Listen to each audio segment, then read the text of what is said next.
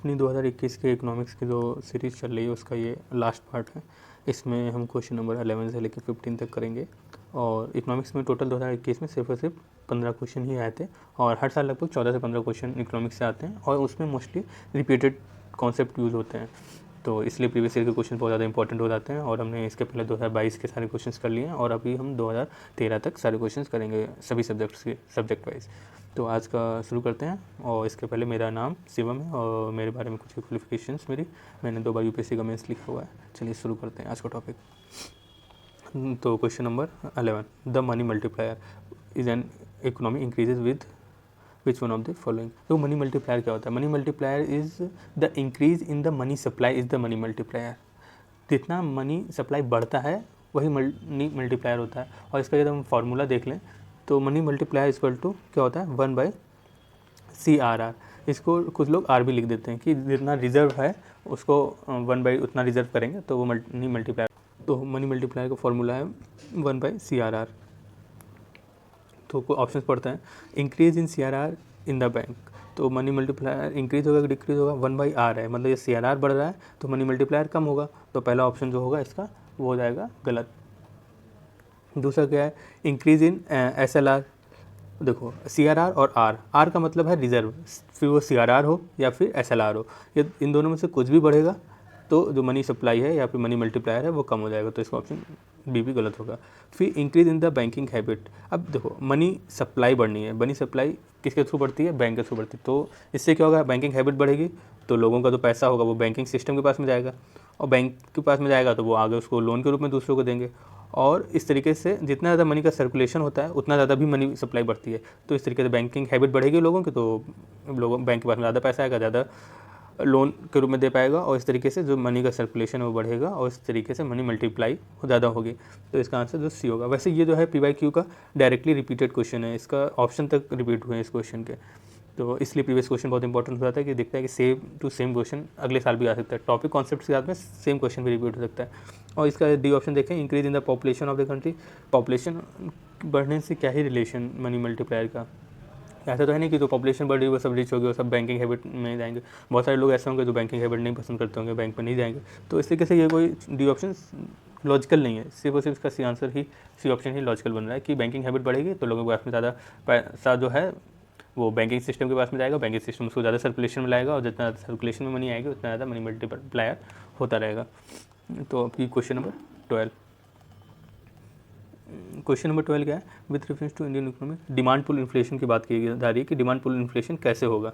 तो demand pull inflation मतलब मांग बढ़ रही है, मांग की वजह से महंगाई बढ़ रही है। और मांग कब बढ़ेगी? जब लोगों के पास में मनी ज़्यादा होगा, जब लोगों के पास में पैसे ज़्यादा होंगे तो मांग ज़्यादा होगी।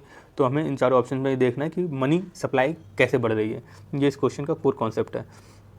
यही अब कोर कॉन्सेप्ट के वैसे हम देखते हैं किस किस में मनी बढ़ेगा। पहले एक्सपेंसरी मनी पॉलिसी। एक्सपेंसरी में क्या होगा? इंटरेस्ट रेट जो होंगे वो कम कर दिए जाएंगे। इंटरेस्ट रेट कम कर दिए जाएंगे तो लोग जो है ना लोन ज़्यादा लेंगे।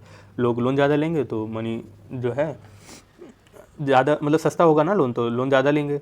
लोन ज़्यादा लेंगे तो मनी सप्लाई बढ़ जाएगी, मनी सप्लाई बढ़ जाएगी तो डिमांड पुल इन्फ्लेशन हो जाएगा। जैसे अब इंटरेस्ट रेट कम हुआ तो लोगों ने हाउसिंग लोन ले लिया, लोगों ने बैंक से उन्होंने अपनी गाड़ी के लिए लोन ले लिया, लोगों ने स्टडी के लिए लोन ले लिया। तो इस तरीके से पहला ऑप्शन सही होगा। Physical stimulus. फिजिकल स्टिमुलस कब दिया जाता है? जब कभी इकोनॉमिक रिसेशन आता है, जैसे 2008 के टाइम पे दिया गया था। उसके बाद में अभी कोविड क्राइसिस के टाइम पे दिया गया। तो कोविड क्राइसिस के बाद में क्या होता है, मतलब जब भी कोई क्राइसिस आता है तो फिजिकल स्टिमुलस में क्या किया जाता है कि इंटरेस्ट रेट कम कर दिए जाते हैं, टैक्स रेट भी कम कर दिए जाते हैं, इस टाइप की चीज़ें की जाती हैं ताकि लोगों के पास में पहले से ज़्यादा पैसा है और लोग ज़्यादा खरीदारी करें। और ज़्यादा जब खरीदारी होगी तो इकोनॉमी में डिमांड बढ़ेगी, और डिमांड बढ़ेगी तो इकोनॉमी फिर से बढ़ने लगेगी। तो इसका ऑप्शन नंबर दूसरा भी सही होगा। अब ये तीसरा ऑप्शन सही से ध्यान से देखना, inflation index wages. Inflation index wages का मतलब ये है कि आज यदि किसी को 100 रुपये उसका वेज मिल रहा है, 100 रुपीज़, और 5% की महंगाई है तो उसको अगले साल 105 रुपये मिलेगा। तो इस मामले में क्या होगा? पहले 100 रुपये था, 5% का इन्फ्लेशन हुआ, अभी उसको 105 रुपये मिलने लगे। तो इसमें ये देखना है, नो डाउट रुपए देखने में ज़्यादा लग रहे हैं, पहले से लग रहा है कि मनी ज़्यादा हो गई है और इसलिए डिमांड बढ़ेगी। लेकिन ये देखो जब 5% की महंगाई है तो हर चीज़ें भी तो 5% के दम से बढ़ी होंगी, तो उसका इफेक्टिव उसके पास में कितना रुपये बढ़ा? इफेक्टिव तो उसके पास में 0 रुपये ही बढ़ा ना, क्योंकि जितना रुपये उसका सैलरी में बढ़ा उतनी महंगाई टोटल ऑलरेडी बढ़ गई है। और जब टोटल महंगाई उतनी बढ़ गई है तो उसके सैलरी में इफेक्टिव जो बढ़ना चाहिए वेजेस में वो नहीं बढ़ा, और जब इफेक्टिवली कुछ बढ़ा नहीं तो उसकी वजह से जो डिमांड जो उसके पहले थी वही रहेगी, डिमांड में कोई ग्रोथ नहीं होगी। जब डिमांड में कोई ग्रोथ नहीं होगी तो ऑप्शन नंबर तीसरा जो होगा गलत हो जाएगा, क्योंकि इससे कोई भी डिमांड पुल इन्फ्लेशन नहीं हो रहा है। और हम ऑप्शन नंबर तीसरे को एलिमिनेट करते हैं, तीसरा तीसरा तीसरा, तो ये तीनों गलत हो जाता है, ऑप्शन ए आ जाता है। लेकिन आंसर आ जाने के बावजूद हमें एक सरसरी नज़र से सारे ऑप्शन देखने चाहिए।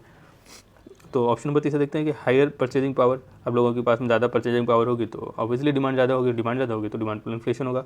और पाँचवा क्या, राइजिंग इंटरेस्ट रेट। अब जस्ट इसका अपोजिट है पहला वाले का, पहला ऑप्शन और पांचवा ऑप्शन देखो बिल्कुल अपोजिट है। और पहले ऑप्शन में क्या हो रहा है, इंटरेस्ट रेट कम हो रहा है इसलिए बढ़ रहा है, और पांचवें ऑप्शन में क्या है, इंटरेस्ट रेट ज़्यादा हो रहा है। जब इंटरेस्ट रेट ज़्यादा होगा तो लोग क्या करेंगे, लोन कम लेंगे, लोन कम करेंगे तो डिमांड कम होगी, और डिमांड कम होगी तो डिमांड जब कम होगी तो वो डिमांड पुल इन्फ्लेशन नहीं होगा ना वहाँ पे।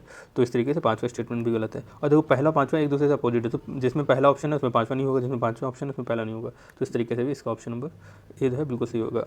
तो अभी क्वेश्चन नंबर 13वां 13th, अभी क्या है, रिटेल इन्वेस्टर के बारे में बात की जा रही है। ये जो क्वेश्चन है बेसिकली ये करंट अफेयर्स का क्वेश्चन है। उस समय फरवरी 2021 में आरबीआई ने कुछ रूल्स निकाले थे, तो वो रूल्स यही थे कि जो इसका ऑप्शन नंबर 1 है, ये उस रूल का पहला ही रूल यही था कि अभी रिटेल इन्वेस्टर को वो डीमैट अकाउंट के थ्रू प्राइमरी मार्केट से डेप्थ सिक्योरिटी में इन्वेस्ट कर सकते हैं, ट्रेजरी बिल में इन्वेस्ट कर सकते हैं। तो जो भी उस समय का करंट अफेयर्स था ये उससे डायरेक्ट रिलेशन है, तो इसके बारे में हम लोग ज़्यादा कुछ नहीं कर सकते हैं। तीनों ही टॉपिक उसी टाइम के हैं। और जो दूसरा है negotiated dealing system order matching, ये भी उसी टाइम का न्यूज़ का ही पार्ट था, और ये सही लिखा हुआ है। जो negotiated dealing system order matching है ये गवर्नमेंट सिक्योरिटीज़ का ट्रेडिंग प्लेटफॉर्म है, आरबीआई का है। यहाँ पे एक मिनट सॉरी,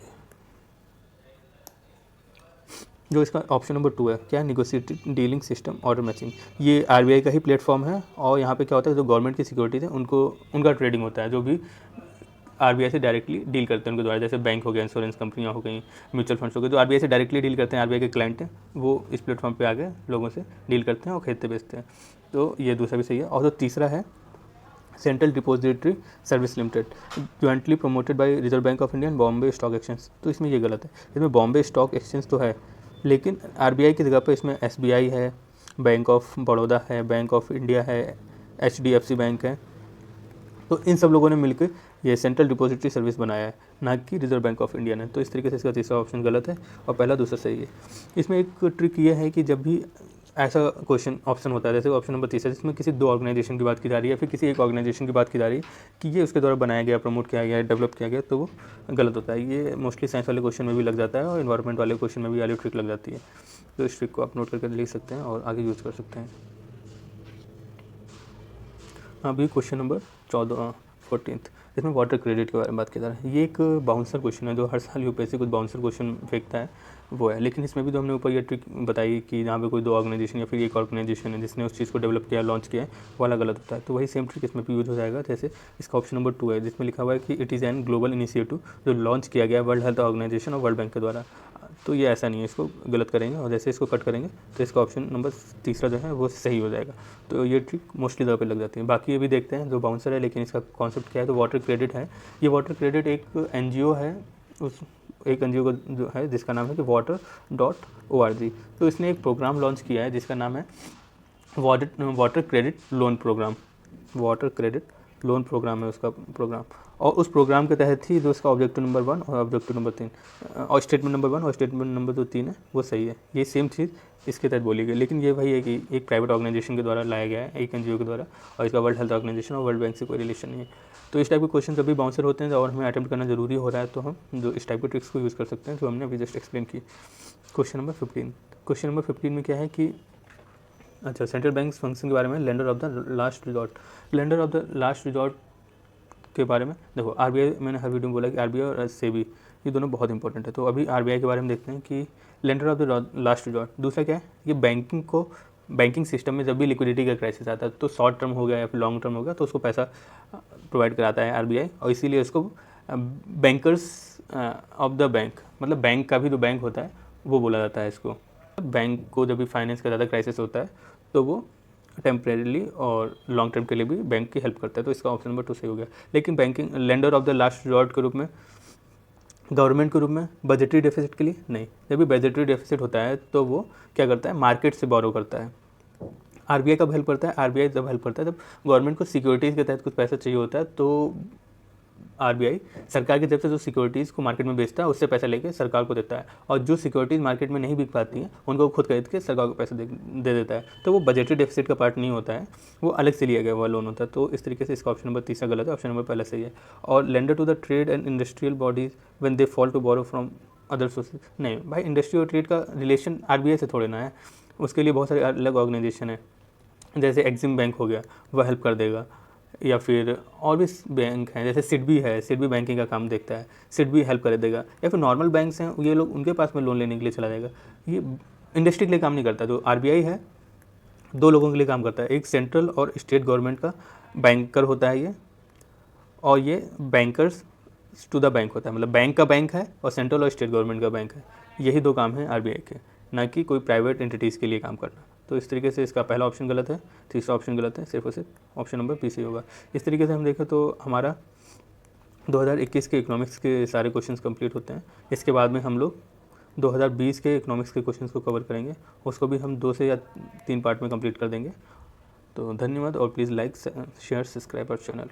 और आपको यदि किसी भी क्वेश्चन के बारे में कोई डाउट होता है या फिर कोई कन्फ्यूजन होता है तो आप हमारे कमेंट बॉक्स में वो चीज़ पूछ सकते हैं, या फिर हमारे टेलीग्राम चैनल से भी जुड़ के पूछ सकते हैं। Thank you.